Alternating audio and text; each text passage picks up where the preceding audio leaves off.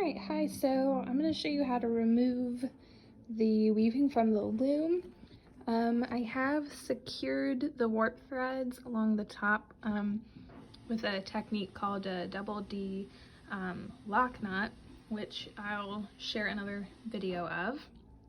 But once your warp threads are secured in place, you can go ahead and remove this from the loom, and it's pretty easy. So as you can see, it's still attached to that back beam there, and there is a lot of warp thread left for this project, and that's because I have a specific way I'm going to be hanging it.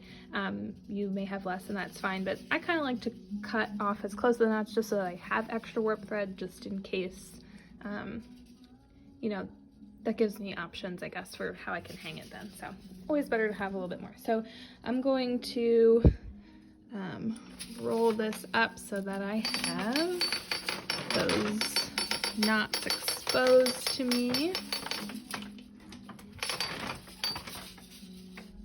And I'm going to use my good fiber scissors. They're nice and sharp. And I'm just going to cut across.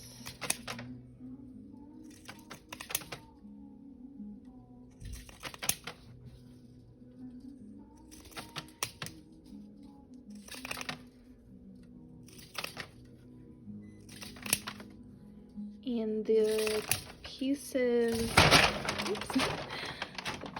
that are left here, I'll just remove later. All right, so I've cut that off there. So that's loosened the top now.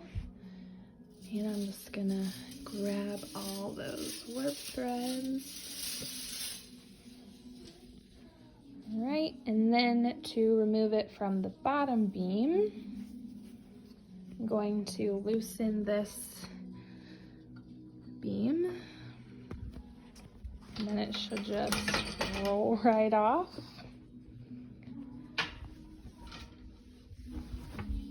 Okay, and this one has a lot of fringe. Get that out of the way. All right, and that's where, that's just toilet paper that I use to even out the warp thread, so it's okay if I cut into that. I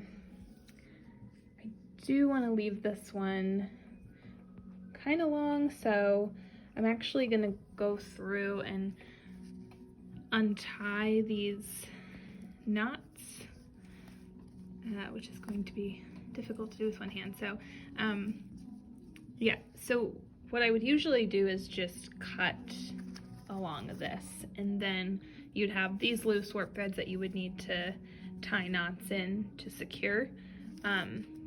But I think I want to keep some of this fringe, so I'm actually going to go ahead and untie these, and then the piece will be off the loom.